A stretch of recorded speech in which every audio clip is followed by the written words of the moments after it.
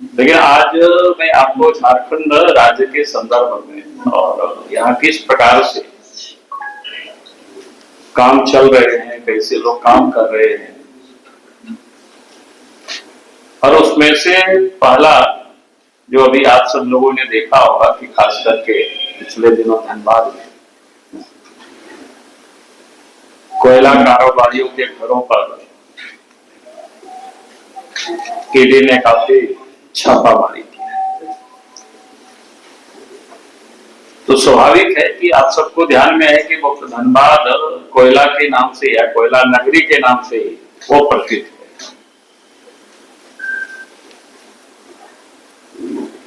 और उसके बाद थोड़ी सी मैंने हकीकत कुछ जानने की हमने कोशिश की कि भाई धनबाद में हो क्या रहा है, इतना बड़ा बड़ा इस प्रकार से अचानक छापेमारी हुई। सुनते तो हम सब लोग जरूर थे और धनबाद में कोई पहली घटना नहीं हुई है, वहां कोयला की जो लूट वो पहले से ही जारी, लेकिन थोड़ा सा उसमें से माने अवैध व्यापार वहां शुरू से ही जोरों कर रहा है। हम सबको पता ही है कि एक दफा धनबाद में भी मैंने इस बात को बोला है और आप सब लोगों ने भी उसको लिखते रहे। कोई ऐसा नहीं है कि मैं कोई नई बात बोल रहा हूं, लेकिन इन दिनों जो पता चला है कि वो थोड़ा सा बड़ा चौंकाने वाला है। चौंकाने वाला इसलिए, पहले हम सब लोग सुनते थे कोयला का जो अवैध जो कारोबार करता है, यानी अवैध कारोबारी होते थे, तो सब मतलब पैसे क्या करते हैं, पुलिस प्रशासन के यहां तक लोग पहुंचाते थे। उसका कमीशन कहिए या जो भी कहिए लेन देन होता था, जो अवैध कारोबारी करता था वही पुलिस प्रशासन को या संबंधित जो कोई भी विभाग को हम लोग पहुंचाते थे। तो एक प्रकार से उसको कह सकते हैं अवैध कारोबारी लोग कारोबार करता था, लेकिन उसका पुलिस का संरक्षण होता था या प्रशासन का संरक्षण रहता था। और आज जो जानकारी मिली है वो ठीक उल्टा मिला है, और इसीलिए मैं आप सब लोगों के साथ आज बात को सिर्फ मैं शेयर कर रहा हूं। को ये बड़ी अपने आप में चिंता का विषय है। चिंता का विषय इसलिए कि पुलिस प्रशासन और कोल माफिया जो कोयला कारोबार से जुड़े, यानी एक प्रकार से अब साझेदारी लोगों ने कर लिया है। और साझेदारी नहीं बल्कि उससे आगे बढ़कर के जो धनबाद जैसी जगह में शीर्ष जो पुलिस पदाधिकारी है, एक प्रकार से अगर हम कहें कि कोयला कारोबार में शीर्ष जो पदाधिकारी है, पुलिस प्रशासन, ये सारे लोग उसमें इन्वॉल्व है, संलिप्त है। ये सबसे चिंता का विषय है।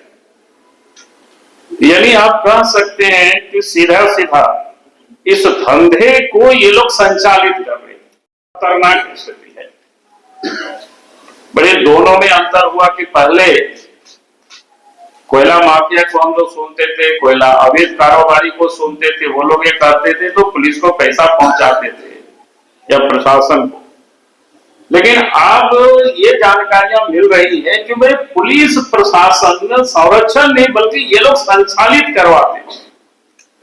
ये बड़ा खतरनाक मोड़ पर कह सकते हैं कि राज्य की स्थिति पहुंचा है।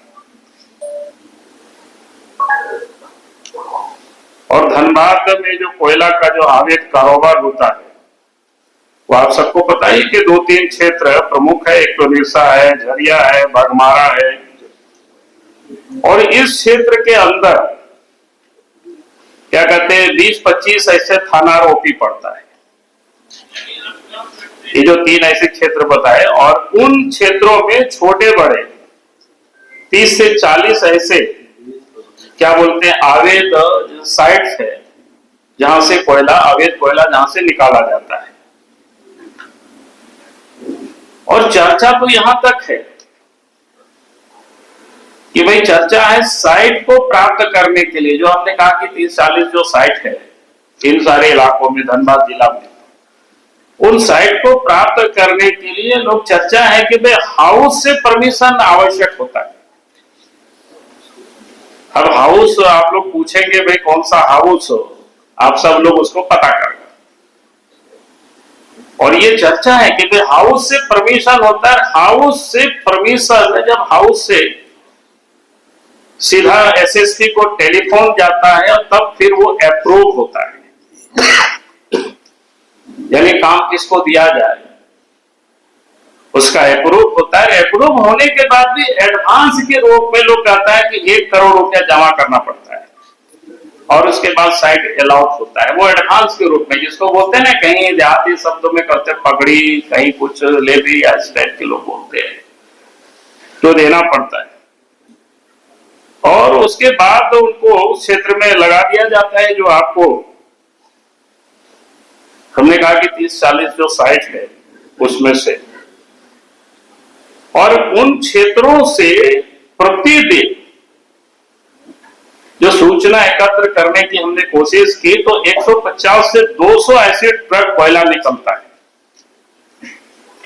और एक कोयला का जो प्रति टन 8 से 10 हजार रुपया प्रति टन जो कोयला की कीमत में वो बिकता है। और ये सारे जो व्यवसाय चल रहा है उसका पूरे नियंत्रण, लोग बोलता है हाउस से है उसका नियंत्रण। अब लोग कहता है कि हाउस से कोई महाराजा है और धनबाद के एसएसपी, जिसको कह सकते हैं कमांडर इन चीफ या सेनापति कह सकते हैं, और डीसी को कह सकते हैं महामंत्री, सारे ये लोग मिलजुल करके प्रॉफिट को हिस्सेदारी भी यही लोग बांटते हैं।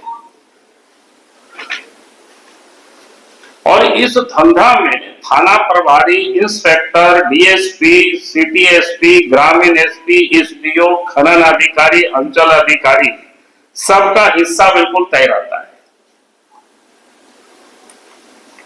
और इस धंधे में एक तो बाघमारा में डीएसपी है पुरुषोत्तम सिंह, पूर्व में राज्य के मुख्यमंत्री के वो सुरक्षा में भी रह चुके हैं।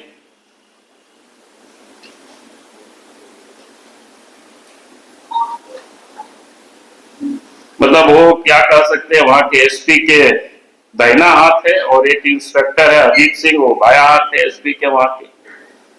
और ये सारे लोग मिल करके जिसको बोलते हैं वो धंधा होता है।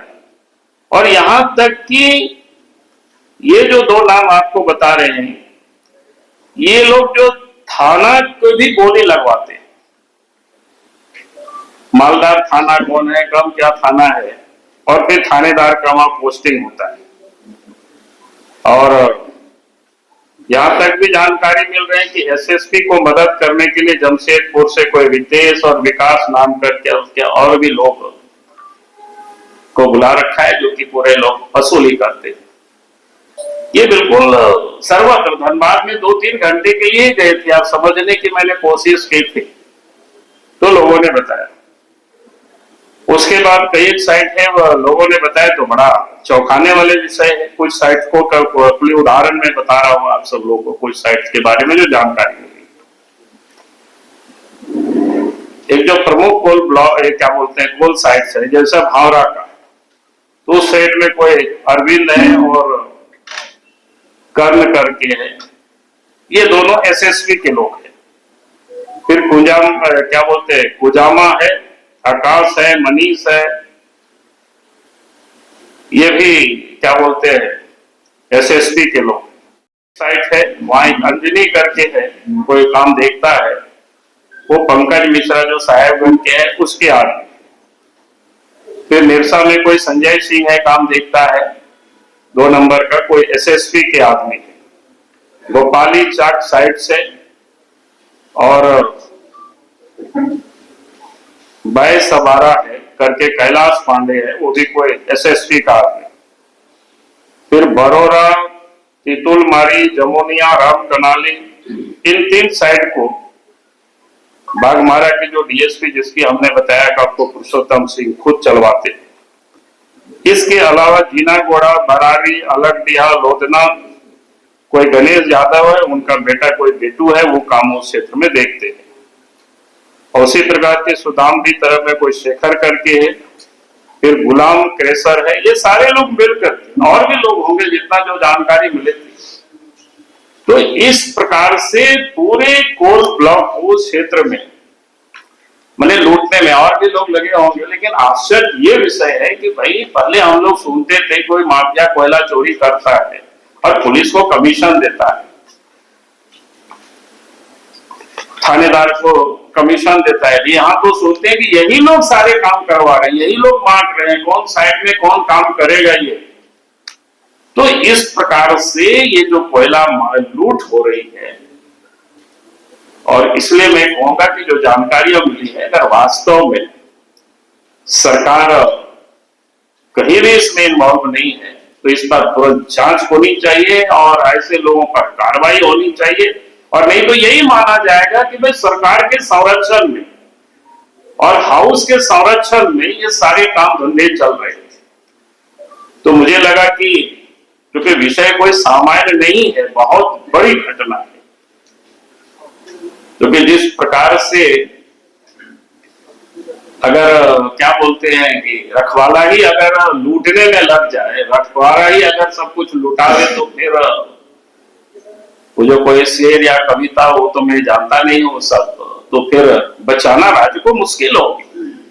तो आज ये स्थिति है। तो धनबाद क्षेत्र की जो थोड़े सा मेरे पास जानकारी थी, तो मुझे लगा कि मैं निश्चित रूप से आप सबके माध्यम से राज्य की जनता के सामने हम लाने की कोशिश करेंगे और सरकार को भी संज्ञान में हम देना चाहेंगे, ताकि सरकार इन सारी चीजों को देखे। अगर हमारी बातें बिल्कुल गलत है तो फिर कोई कोयला की वहां जो धंधे चल रहा है वो बंद होनी चाहिए।